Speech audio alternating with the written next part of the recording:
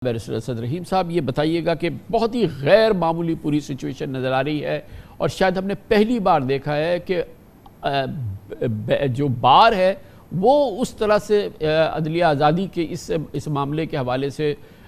मुतहर्रिक नज़र नहीं आ रही, मगर इस दफ़ा हम देख रहे हैं कि एक जो बेंच है वो बहुत है और एक पूरी हाई कोर्ट जो है, जो कि इस्लामाबाद हाई कोर्ट है, वो अब एक मुत्तफ़क़ा रद्द अमल के लिए तैयार हो गई है। ओवरऑल बहुत ही गैर मामूली सूरत हाल है। फुल कोर्ट इजलास हुए हैं और सुप्रीम कोर्ट में तमाम हाई कोर्ट्स की जानिब से जो गाइडलाइंस हैं या जो उनके जो तजावीज़ हैं वह पहुँची हैं। जी बहुत शुक्रिया कामरान ख़ान साहब, आप दुरुस्त कह रहे हैं कि शायद तमाम बार एसोसिएशंस की कार्रवाई इस तमाम मामले में उतनी ज़्यादा मुतहर्रक नहीं देखने को मिली, लेकिन जैसे आपने ख़ुद ज़िक्र किया, Lahore high court bar association की मिसाल हमारे सामने है और इसके शाना बशाना मैं ये भी समझता हूँ कि जो अदलिया की बहाली की तहरीक एक चली थी 2007 के बाद से 2009 में उसके कुछ ना कुछ मकासद पूरे हुए, लेकिन अभी भी जो सफ़र है वो तवील है। उसका एक मुस्बत नतीजा ये था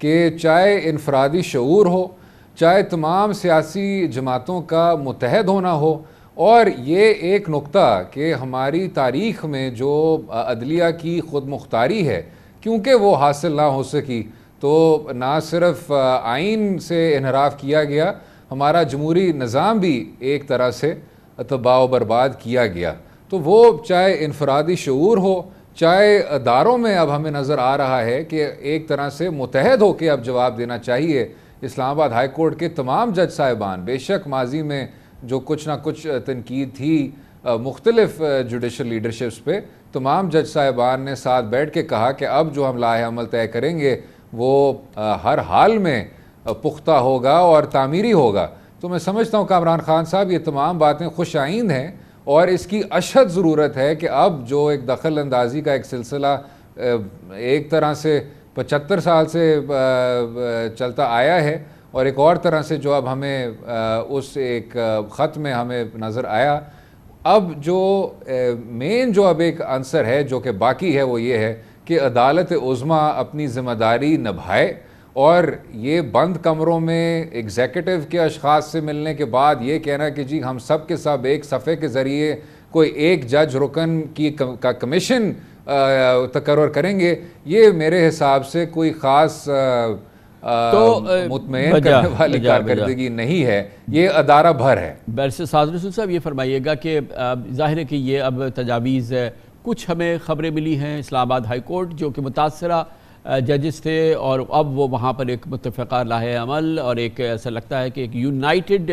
फ्रंट है अब इस्लामाबाद हाई कोर्ट का जो हमें नज़र आ रहा है। हमें वो तजावीज़ नहीं मालूम कि जो लाहौर हाई कोर्ट की फुल कोर्ट के बाद भेजी गई है या सिंध हाई कोर्ट की भेजी गई हैं, लेकिन बहरहाल ये बात अब हम सबको मालूम है कि अब चंद दिनों के अंदर इस तमाम चीज़ का फ़ैसला सुप्रीम कोर्ट ऑफ पाकिस्तान ने करना है। हमें नहीं मालूम कि अभी वहाँ पर बेंच कौन सी होगी, क्योंकि जो गुज़िश्ता बेंच है वो टूट चुकी है और बहरहाल ये तारीख़ का, अदलिया की तारीख़ का हमारा एक और अहम बाब है जिसका फ़ाइनल चैप्टर जो है और इख्तामी जो पैराग्राफ हैं वो बहरहाल सुप्रीम कोर्ट ने लिखने हैं। जी खान साहब, आपने बिल्कुल दुरुस्त फरमाया कि पाकिस्तान की जुडिशल तारीख़ का एक अनप्रेसिडेंटेड, अब से पहले ना होने वाला एक इवेंट है जिसका फ़ाइनल चैप्टर ज़रूर सुप्रीम कोर्ट ने ही लिखना है, सुप्रीम कोर्ट ही को लिखना चाहिए। सिर्फ हम सब बतौर कौम और ख़ास तौर पे बैरिस्टर असद साहब के साथ मैं शामिल होकर बतौर वकला कम्युनिटी के एक अदना से मेंबर होने के नाते हम सब ये दुआ गो हैं कि ये चैप्टर जो भी सुप्रीम कोर्ट ने लिखना है थोड़ा सा जल्दी लिखते, इसके अंदर कोई तवालत ना हो, इसके अंदर कोई ऐसा एक सिस्टम ना शुरू हो जाए जिसके पीछे चढ़ के तो सिस्टम लिखने की एक ऐसी हम ट्रेन के पीछे चल पड़ें जो माजी में जिस तरह बहुत से अनासर में हमने देखा कि कोई प्रोसेस शुरू होता है, उसमें शुरू में बड़ी शिद्दत होती है, उसमें बड़ी जिद्दत होती है, लेकिन वो किसी पाया तकमील पे नहीं पहुंचता। तो सिर्फ इस दफ़ा दुआ ये है कि लाहौर हाई कोर्ट की ख्वाह वो गुजारिशात हों जो भेजी गई, इस्लामाबाद हाई कोर्ट की इंटरनल कॉन्वर्सेशन हो, ओपन जो ख़त है वो हो, या दीगर हाई कोर्ट्स में से कोई बात हो,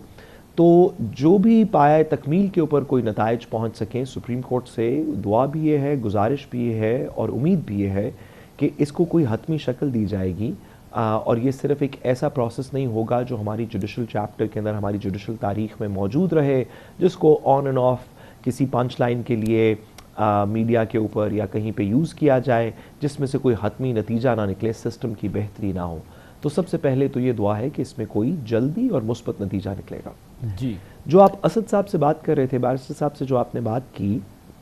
आपकी इजाज़त से मैं उस पर ये बार के रोल के ऊपर एक छोटा सा कमेंट करना चाहता हूँ कि मेरा ख्याल है कि बैरिस्टर असद रहीम साहब ने बड़ी फराख दिली का मुजाहरा किया बार्स को कुछ क्रेडिट देते हुए, लेकिन इसका दूसरा इसी पिक्चर का दूसरा साइड ये है, इसकी दूसरी साइड ये है कि मेरा नहीं ख्याल कि पाकिस्तान की बार काउंसिल्स ने जिस तरह इस तरह के मामलात के ऊपर माजी में वो रिएक्ट करती रहीं, वो इस दफ़ा उन्होंने रिएक्ट किया है। ख्वाह इफ्तिखार चौधरी साहब का पीरियड हो या 90s की लॉयर्स मूवमेंट हो या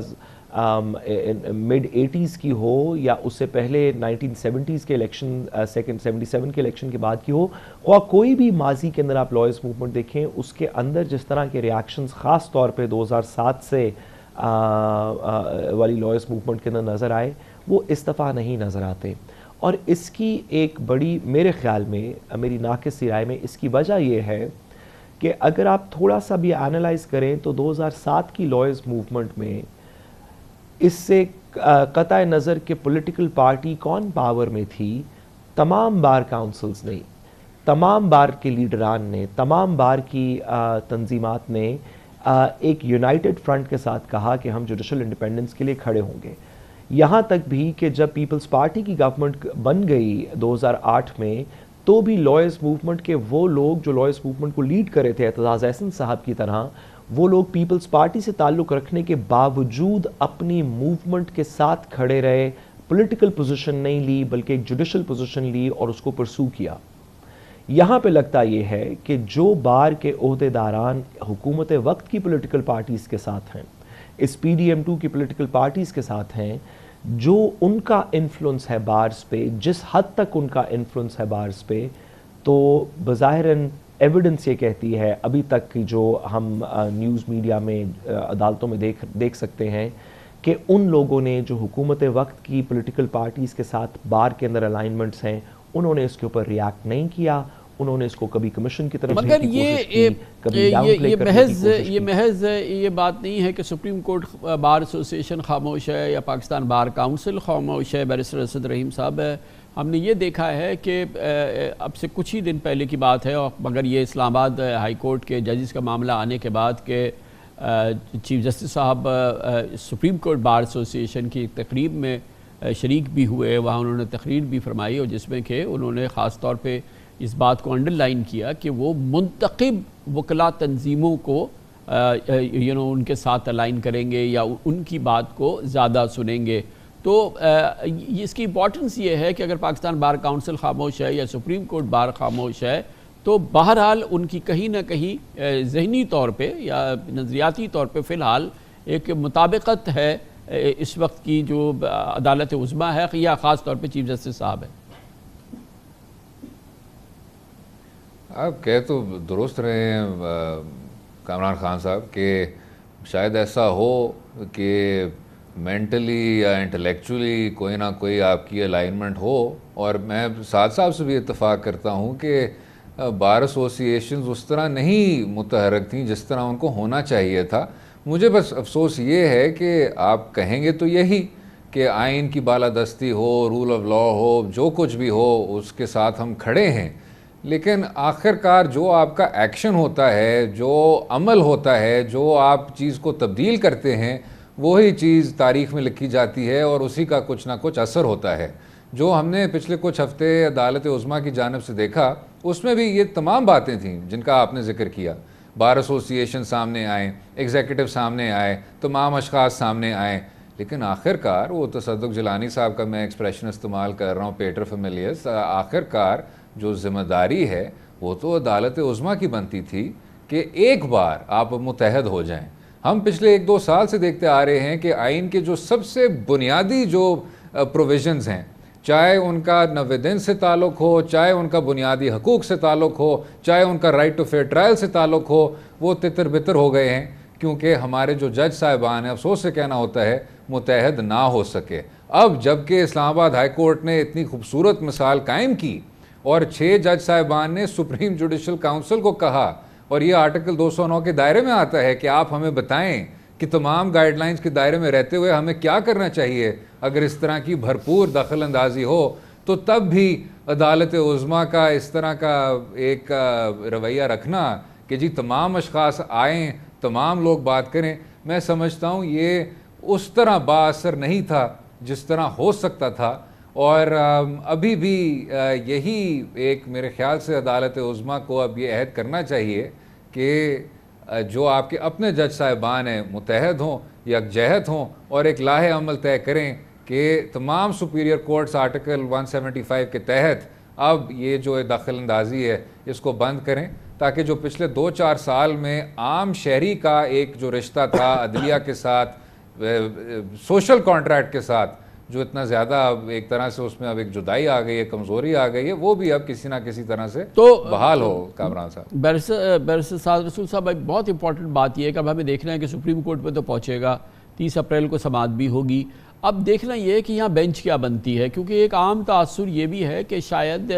यहाँ पर जैसा कि पहले भी चीफ जस्टिस साहब ने इस इंक्लिनेशन का इजहार किया था कि क्योंकि तमाम जज साहिबान नहीं दस्तयाब थे इसलिए फुल कोर्ट नहीं बनी थी। अब वो बेंच टूट चुका है जिसने कि इसकी इब्तदाई समाअत की। आपके ख्याल में फुल कोर्ट जो है वो एक प्रॉपर फोरम होगा इस पूरे मामले को एड्रेस करने का, और ये एक्सपेक्टेड है आपके ख्याल में है कि बिला आखिर एक फुल कोर्ट तश्कील दिया जाए सुप्रीम कोर्ट में जो इस कज़िए का हल तलाश करे? देखिए खान साहब, हमने तो चीफ जस्टिस पाकिस्तान से ही ये बात सीखी कि उन्हीं के लेटर्स के अंदर वो कंपेलिंग आर्गूमेंट्स थे। उन्होंने जो खतूत लिखे अब से माजी के चीफ जस्टिस को, उमर अता बंदयाल साहब को, आसिफ सईद खोसा साहब को, दीगर लोगों को, उन जो चीफ जस्टिस साहब ने खतूत लिखे और जो उसके अराउंड बहस हुई मीडिया के ऊपर हो, बार काउंसिल्स में हो, तो हमने इसी बात से सीखा कि जहाँ पे उन्हीं से सीखा कि जहाँ पे कोई मामला इस तरह का हो जिसमें बहुत सारे लोगों की बड़ी डिफरेंट ओपिनियंस हों, बड़ी स्ट्रांगली हेल्ड ओपिनियंस हों, लोग उसके ऊपर बहुत अपनी जमहूरियत को, अपने जमहूरी रवैयों को, अपनी आइन की पासदारी को मुनसर करते हों किसी मुकदमे के ऊपर, किसी लीगल पॉइंट के ऊपर, तो मुनासिब है कि उसको मैक्सिमम पॉसिबल जजेस सुन लें, और अगर पूरे जजेस अवेलेबल हों तो सब सुन लें। इसकी माजी के अंदर एग्जाम्पल है जब Sindh high court bar association का केस था जिसमें पीसीओ के जजेस को निकालना पड़ा, तो तमाम सुप्रीम कोर्ट के जजेस इकट्ठे बैठे, इवन वो जिनको निकाला जा रहा था, ताकि एक ऐसी जजमेंट आ सके जिसके अंदर कोई ये शक ना करे कि अगर फ़लाँ 2 बैठे होते तो फिर ये मुकदमा मुख्तलिफ होता, तो अगर फ़लाँ को इंक्लूड कर लिया होता तो फिर इसका फ़ैसला मुख्तलिफ होता। तो बड़ी अच्छी बात है जो हमें चीफ जस्टिस साहब ने ख़ुद सिखाई माजी में कि जब कंटेंशियस मुकदमात ख़ास तौर पे हों, ऐसे जो अदालत की साख को अफेक्ट करते हों या आइन की जमहूरियत की साख को किसी तरीके अफेक्ट करते हों, तो ऐसे मामलात के अंदर तमाम जजेस को बैठना चाहिए। और मुझे यकीन है कि वो अपनी इसी की हुई बात को इस केस के अंदर भी अप्लाई करेंगे। बड़ी नवाजिश, बहुत बहुत शुक्रिया जनाब बैरिस्टर असद रहीम, बैरिस्टर साद रसूल हमारे साथ मौजूद थे। कमर्शियल ब्रेक और उसके बाद एक बार फिर मईशत की बात करते हैं। और बहरहाल पाकिस्तानियों के लिए सबसे उम्दा खबर यह है कि मईशत बहाली का सफ़र बहुत ही मजबूत अंदाज से आगे बढ़ रहा है और कंसोलिडेशन की जानिब, मुस्तहकम होने की जानिब मईशत बढ़ रही है। और कल हमने इन मुख्तलिफ मामलात का जिक्र किया था और आज भी वो हमें मामलात आगे बढ़ते नज़र आ रहे हैं। ख़ास तौर पे जो एग्जूबरेंस हम पाकिस्तान स्टॉक एक्सचेंज में देख रहे हैं, इस बैकग्राउंड में कि पाकिस्तान की मईशत बहाल हो रही है, ये दीदनी है। और ऐसे मामलात है कि यकीनन पाकिस्तान स्टॉक एक्सचेंज के अंदर जो कंपनीज़ की कारकर्दगी है वो मईशत की जो हालिया का जो कैफियत है उसकी अक्कासी करती है। और इसी वजह से जो इन्वेस्टर्स हैं पाकिस्तान स्टॉक एक्सचेंज के, उनके वारे न्यारे हो गए हैं और कंपनीज की ने ज़बरदस्त, ख़ास तौर पर पाकिस्तान के बैंकिंग सेक्टर ने शायद दुनिया में सबसे बेहतरीन बैंक्स होने का सबूत दिया है मुनाफे के लिहाज से। इसकी बात करते हैं छोटे से वक्फे के बाद।